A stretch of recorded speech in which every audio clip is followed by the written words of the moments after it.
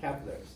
So remember the last few chapters, right? We talked about cardiac output, how blood is being pumped out of the heart per minute time, and the factors that regulate that. We just kind of went over how blood is now being delivered inside your blood vessels, and we call that hemodynamics, and the intrinsic and extrinsic regulation to the blood flow within the blood vessels itself, right? Now, once the blood reaches what we call the capillary system, we call this the microcirculation, okay? So microcirculation refers to blood moving within the capillaries, because this is where you're gonna have exchanges of oxygen and nutrients from the blood into the cells and tissues. So we call that the microcirculation. Just remember, we have these three compartments, right? We have the collective compartments inside the cell. We call that the intracellular compartment, or intracellular space, or intracellular fluid, okay? Because every single compartment is made up of fluid. We have a compartment in the middle, okay? So the middle of between the cell and the blood, we call that the interstitial space, interstitial fluid, or interstitial compartment. And of course, we have the collective compartments inside our blood vessels. We call that collectively the intravascular compartment, intravascular space, or intravascular fluid, okay? That is basically the fluid compartment inside your blood vessels collectively. All right, now, when blood is being pushed into the capillaries via your arterioles, the movement of the blood in here is referred to as the microcirculation. There's gonna be some exchanges of fluid between these two immediate compartments to each other, so that the fluid can be exchanged from this compartment into the cell, okay? So therefore, as the contents of the blood is being delivered to the cell, it has to pass through the interstitial space first. So in this discussion of the microcirculation, we're gonna compare and contrast, or we're gonna talk about the relationship of these two spaces and how they can basically produce a net effect to move fluid either out of the blood or into the blood. So when blood is leaving in the intravascular space, Mm-hmm. is it leaving through channels, or is it leaving through holes in? Most likely, it's gonna be little pores, kind of fenestrations. And sometimes it's not bad. If that's the case, let's say in some capillary system, it can be leaving through the aquifers. And then when it enters into the intracellular When it cellular enters space? into the cell, it will be entered through basically some kind of channel, water channel as well. Okay. Now, all of the discussion that we're gonna have, we're gonna break it down into the discussion of what we call the Starling forces. The Starling forces are these particular pressures that were described by Dr. Starling, okay? So Dr. Starling says that in every single compartment that you have, there are two forces that opposes each other. One force is the force produced by the collective volume compacted or kept inside that compartment. So therefore, we call that the hydrostatic pressure. Hydrostatic pressure is the pressure exerted by the volume within that compartment, okay, as it pushes against the borders of that compartment. So that's the hydrostatic pressure. The other pressure is called the oncotic pressure, and the oncotic pressure is produced by all of the solids that exist within that confined compartment. So whatever that compartment is, inside that compartment, there's a bunch of solids, and every single solid has the ability to pull water toward itself, right? So we call that the osmotic pressure, or the osmotic effect of that. But oncotic is another term that refers to that osmotic effect as well. So in terms of oncotic, this is due to the amount of solids found inside that solution is not completely dissolved. And that's why it produces this kind of colloidal oncotic type of solution, and therefore exert the same type of osmotic pressure. But we call that the oncotic pressure. So think of the oncotic pressure as the same as the osmotic pressure as well. So do those two oppose each other? Right, so the hydrostatic pressure is gonna push fluid away from its own compartment, whereas the oncotic pressure is gonna pull the fluid back into its own compartment, okay? So imagine inside every single compartment, doesn't matter which one we're talking about, there's always two of those pressure that is constantly working against each other. Hydrostatic pressure pushes fluid away, oncotic pressure pulls fluid back in. Okay? Alright, so as Dr. Starling described this, inside the blood, inside your intravascular space, there are two of these pressure. One is the hydrostatic pressure and the other one is the oncotic pressure. But to make sure that we understand that these pressure exists inside the blood, we call the hydrostatic pressure inside the blood hydrostatic pressure, right? And the blood hydrostatic pressure can be abbreviated as the BHP. So therefore, there's a pressure inside the blood called the blood hydrostatic pressure. Okay, that exists inside the intravascular compartment of the body. Now, also inside the intravascular compartment of the body is another pressure we call the oncotic pressure. But the oncotic pressure is exerted by the amount of solids that exists inside that particular solution, right? If we're talking about the blood, the only fluid solution of blood is called plasma. And therefore, if we're talking about solutes, the solutes exist in the plasma of blood. Make sense? And of course, there's a bunch of blood proteins as well. One of the major blood proteins is gonna constantly pull water back into the blood. And that protein is called albumin. So therefore, that albumin exists in the plasma. So we call this pressure the blood plasma oncotic pressure. Because the cells inside the blood does very little to pull water back into the blood itself. Okay? That's not their job. Their job is something totally different. So inside this intravascular space, you also have the blood plasma oncotic pressure. Okay? Now, we're going to put arrows to indicate how these individual pressure work. So the arrow shows the direction of fluid that is being manipulated or being regulated by these pressure. So the blood hydrostatic pressure is going to push fluid out of its own compartment.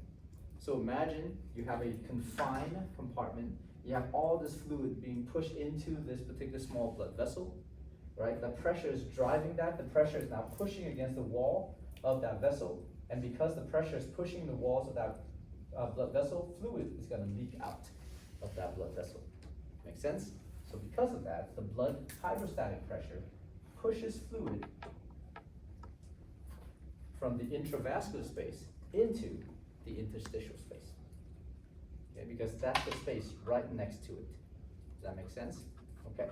Now on the other hand, the blood plasma oncotic pressure is a pressure exerted by the large proteins and the solids collectively found within the plasma. And those contents is going to pull water back into the blood. So therefore, it's going to pull water from the interstitial space back into the intravascular space. Make sense? See how these two opposes each other? One pushes water away, one conserves the water back into that compartment. Okay? Now in the interstitial space, because this is also a space dominated by water, therefore it also has hydrostatic pressure. So inside the interstitial space, the hydrostatic pressure there, we call the interstitial fluid hydrostatic pressure. This pressure also pushes fluid away from its own compartment. So we're talking about these two compartments right now. The interstitial fluid hydrostatic pressure is going to push fluid from the interstitial space into the intravascular space. Okay? And of course, we have some amount of solutes that are also found within this interstitial space. So because of that, we have an oncotic pressure inside the interstitial fluid. So we have the interstitial fluid oncotic pressure as well.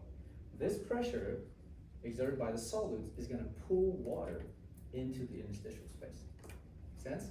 So therefore, because the compartment right next to it is the intravascular space, it's going to take fluid from that space and pull it into the interstitial space. Yes. So because of the opposing forces, is pressure always constant? No, Or the pressure is not constant. are there But the pressure are always opposing each other. That's all we need to know. Right? Pressure is going to be very different, but they do oppose each other. Are there instances where it would be the pressure? Oh yeah, there's always going to be higher versus lower. Right? They're never constant. Because you want the flow of fluid to be dynamic. You don't want it to be constant. Imagine this, if you're taking blood into these capillaries, do you want to keep all the blood inside the capillaries? Probably not, right? You want that fluid to constantly move throughout this area, okay? Because you need to deliver the oxygen and nutrients to the cell. And you need to also take away the waste material from the cells as well. Okay, so this is how we accomplish that. All right, so now let's just break this down into two sides of the capillaries. We have the arteriolar side, which is the side of the capillaries that's right next to the arterioles. And we have the venular side of the capillaries, which basically exists right next to the venules, okay? So we're first gonna talk about how these four Starling forces interact with each other as blood is immediately delivered into the arteriolar side of this blood vessel. So let's break it down this way.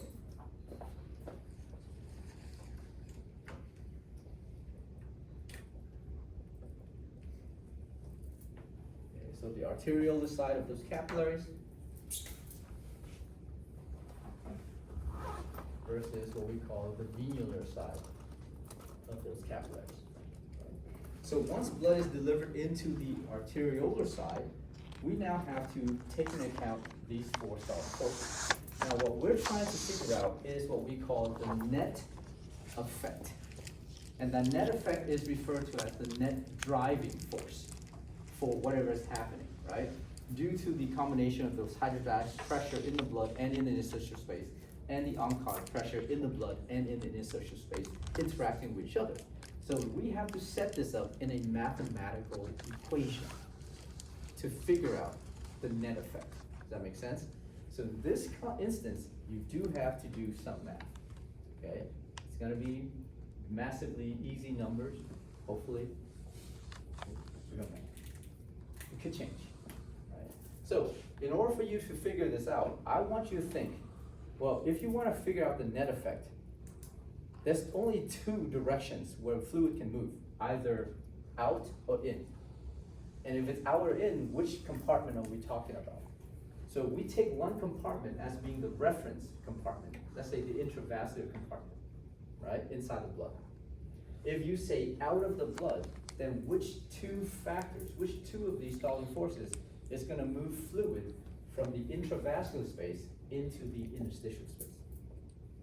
Right? So therefore, those two factors you place on the same side of the equation, because those two is going to move fluid in the same direction.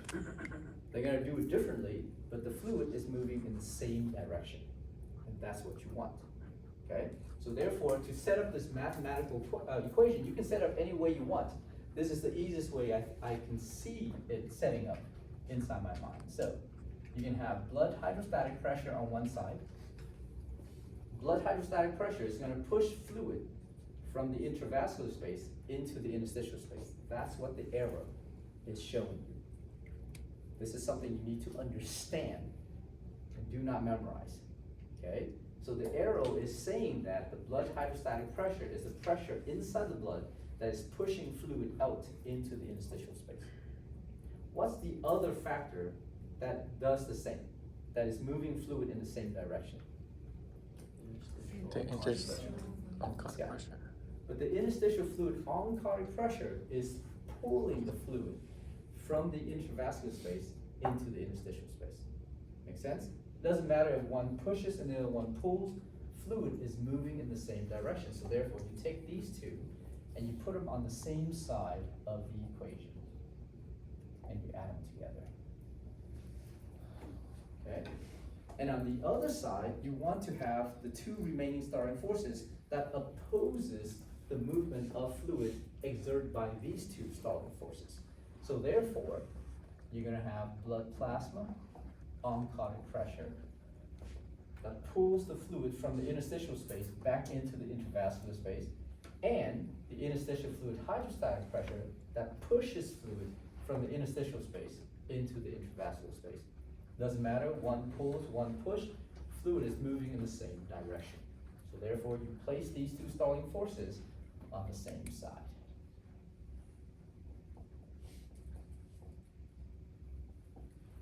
Make sense? Can you put these two Starling forces on the same side? can you put blood plasma or blood hydrostatic pressure and blood plasma oncotic pressure on the same side? You can. But what do you have to do with them? You have to subtract them because they oppose each other. And then you can also put the other two on the same side, right? So therefore you can put interstitial fluid hydrostatic pressure and then interstitial fluid oncotic pressure on the same side, but you also have to subtract them. Okay, now this sign will matter because you want, of all these four stalling forces, you want the sign to be the same because it indicates the same direction of fluid. So if BHP is positive, IFOP must also be positive. So in order for you to change this into a positive, you need to have a negative sign. That takes too much thinking for me, right? When I look at this, like, shit, I don't need to know all of these freaking signs. All I have to do is look at the arrow and say, look, these two stalling forces are moving fluid in the same direction. I'm putting them on the same side. I'm gonna put a plus sign for both of them. These two are moving fluid in the same direction, so I'm gonna put them on the same side. I'm gonna add them together, and I'm just going to take the difference between those two. That will give me the net effect of these four stalling forces acting together.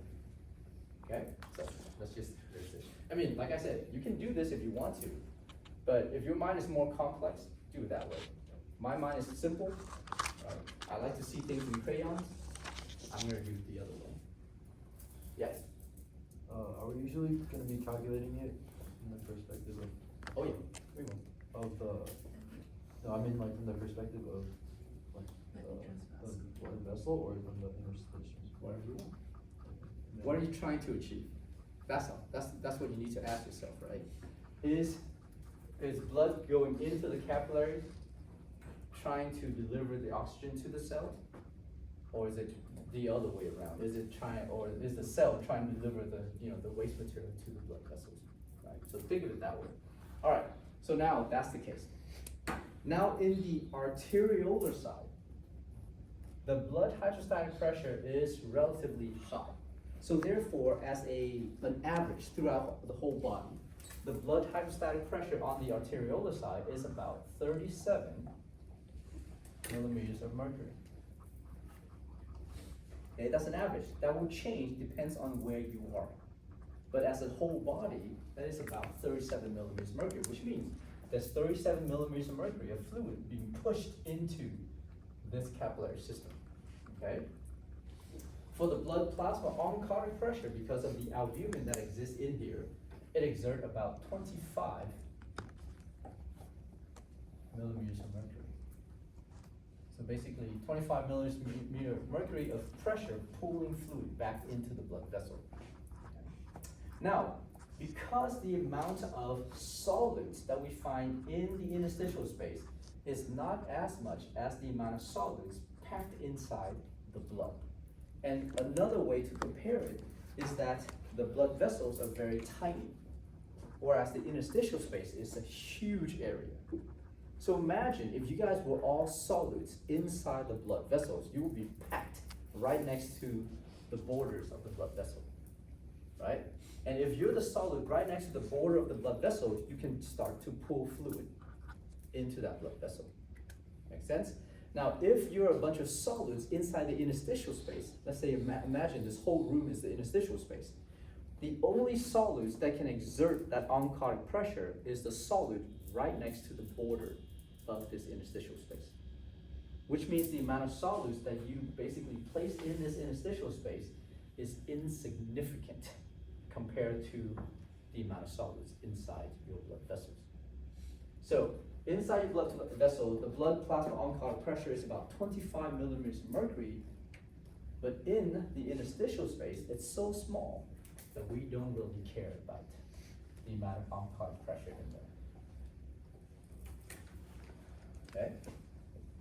So it's negligible. Now, the amount of fluid inside the interstitial space is going to be higher than the amount of fluid inside your blood. Make sense? Because of the extracellular space here, collectively, 80% of the fluid is in here, 20% of the fluid is in your blood. So therefore, the amount of fluid inside your interstitial space is much, much larger by volume than the amount of fluid inside your blood vessels. However, if you have a very small blood vessels that is filled with fluid, that fluid is immediately pushing onto the borders of that blood vessel. Whereas if you fill this room with fluid, the only fluid that is basically exerting that hydrostatic pressure is the fluid that is pushing against the wall. The fluid in the center is doing absolutely nothing. Okay? So if you go to the beach, what do you think, if there was a storm brewing, what do you think would be the calmest place that you can be during that storm?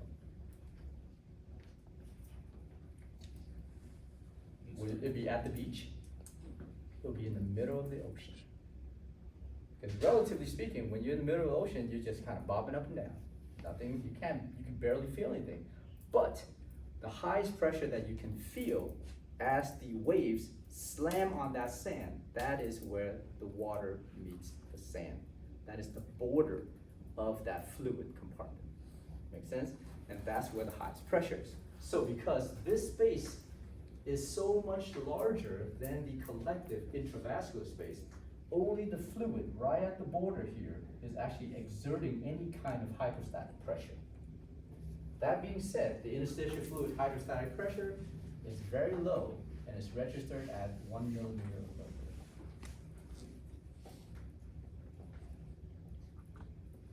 Okay? Now, you do this math, you take 37 and you subtract 26 from that. Okay? So what's the difference? You get 11 millimeters of mercury. That's the difference. That's the net effect of these four starting forces acting together. But the sign is the more important thing in this overall mathematical setup. The sign here is that this 11 is going to be positive. And that positive sign indicates that these two starting forces is going to dominate over these two starting forces, which means the fluid, as soon as this blood enters the arteriolar side of the capillaries, 11 millimeters mercury of fluid is going to be taken out.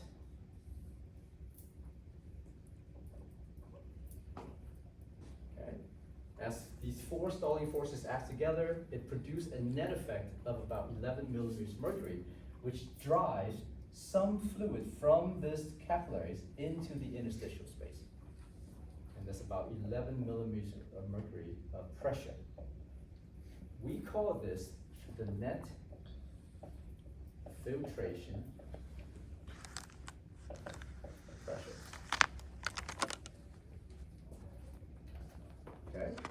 So immediately, you're going to have a filtration effect of about 11 millimeters of mercury of fluid right away. Okay? Not all the fluid inside the capillaries will be filtered out.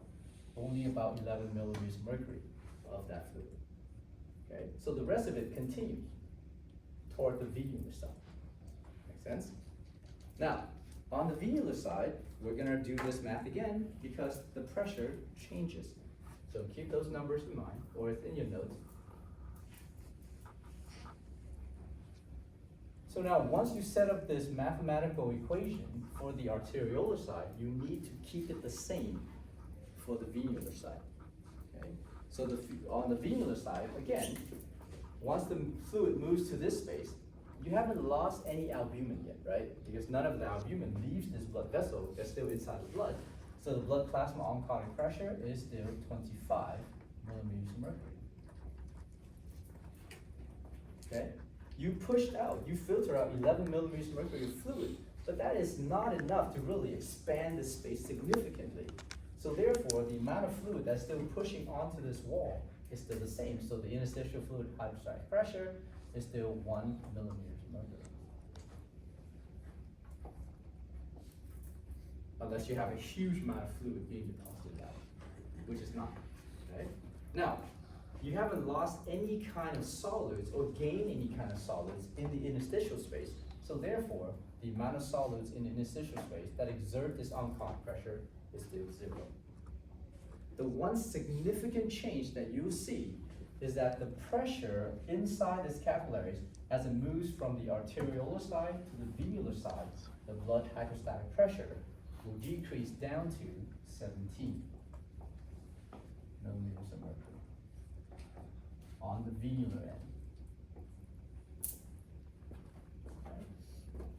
So now if you add all these together, you get 17 minus 26, which is gonna give you a difference of 9 millimeters of mercury in the negative direction.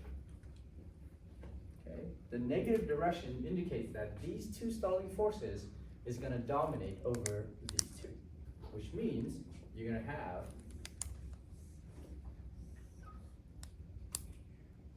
about 9 millimeters of mercury of fluid being taken back into the blood vessels. So we call this the net reabsorption pressure. Okay? So this is a beautiful thing that you've seen, and that was proposed years and years ago. I mean, it's lasted for like hundreds of years, or maybe not that long, maybe around that long, who knows. But basically, you can see that there's a nice little balance. Immediately as blood enters the capillaries, 11 millimeters of mercury fluid gets filtered out so that it can increase the delivery of oxygen and nutrients to these cells and tissues.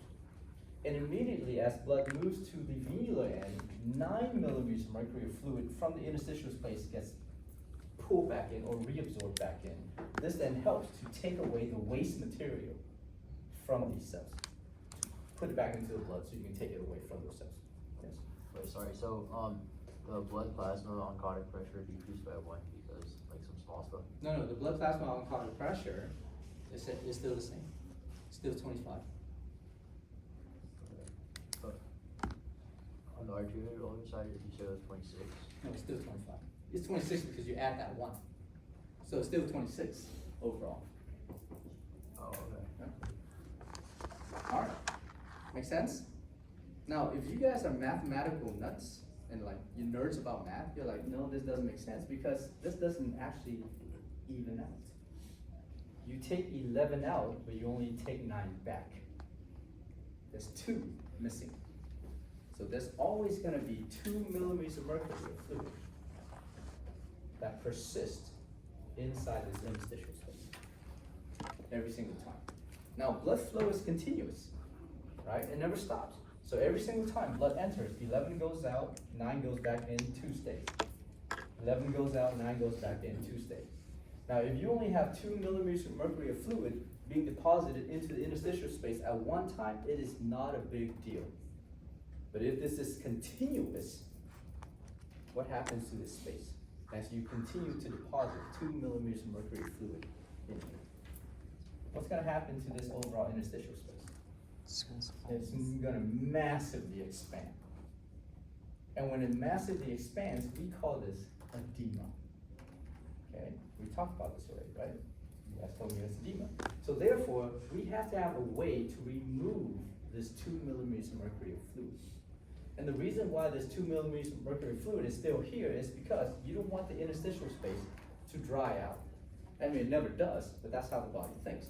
So therefore, to remove this 2 millimeters mercury of fluid, that's another circulatory system called the lymphatic system. So this fluid is removed by your lymphatic system or lymphatic circulation.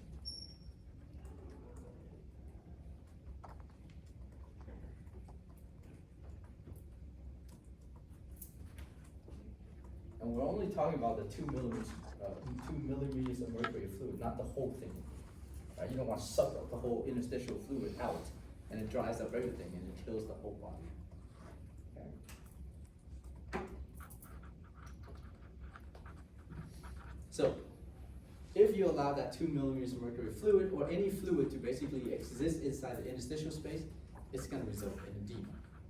So again, to prevent edema from happening, you need to remove that from the lymphatics, by the lymphatic circulation. So therefore, let me ask you guys, what then can contribute to edema of the human body? can you have edema by increasing the blood hydrostatic pressure from the arteriolar side? Because imagine you have to plug in a bunch of numbers and give me, the result of this. You're gonna have to,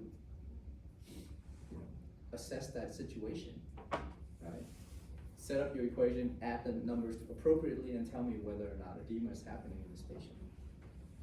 Okay? So if you raise the blood hydrostatic pressure on the arteriolar side, let's say it's no longer 37, but it's now 50, will you have edema? Yeah. Because there will be more of this filtration pressure.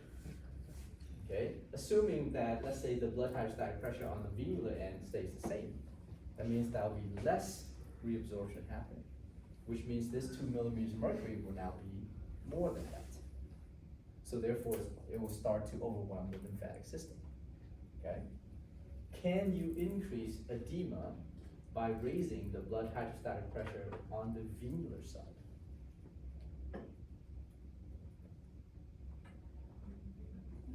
Yeah. If this goes up to 27, what's gonna happen to the difference now? It's gonna be +1.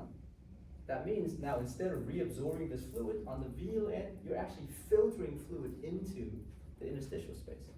So now, in addition to the fluid that's already in here from the arteriolar side, you now have more fluid being deposited from the venular end. So this space is gonna expand massively. It's gonna overwhelm your lymphatic system, and you're gonna have massive swelling of the human body. Make sense? Which one do you think will increase edema faster? Raising the blood hydrostatic pressure on the arteriolar side, or raising the blood hydrostatic pressure on the venular side? It's always the outlet that is gonna increase the edema faster than the inlet. Okay, so you can raise this pressure over here, but that also means by a reaction, by a response, the pressure inside the venules will also go up. So therefore, it's gonna do the same thing. But if you all of a sudden just block the outlet by raising the blood hydrostatic pressure on this side, that number is gonna significantly increase. Doesn't matter what this thing is, right? On this side, you always have filtration. But if you start raising this number on the venular end, you're gonna first decrease reabsorption, which means this number stays here longer or becomes larger, or you can reverse this and also start to filter fluid from the venous side. So therefore, if you have some kind of venous insufficiency, if the patient basically their venous valves no longer works or whatever the case is, so the veins are like super dilated and tortuous and stuff like that, right? What happens is that they will have an increase in this blood hydrostatic pressure on the venular end, which will significantly contribute to their edema. That's why those patients will have massive swelling, mainly of their lower extremities. Okay. Can you have edema from standing too long? Yeah. It's called gravity. That's why if you work in a place where you basically have to be on your feet all the time, make sure you wear some degree of compressive stocking, or you constantly move around a little bit. If you're in a hospital and you're like, you know what, I move around all the time, that's not enough. You do move around all the time, but you also sit a very long amount of time as well. Because you have to constantly sit there and chart, and whatever the case is, right? If you ever been in a hospital, how often do the nurses come and visit your room? Not that often. What do they do for the rest of that time? I can assure you they're playing games on their phone. Has not seen that happen? Because we play games on our phones. It's gonna kill the patient by doing so. Alright, so some of the reasons why edema may happen. If you take a flight to, let's say, from here to Southeast Asia or somewhere in Europe, whatever it is, like at least 8-hour flight to 16-hour flight, and you don't move around, you take off your shoes because you want to be more comfortable for the flight, you will not be able to put your shoes back on once the plane lands.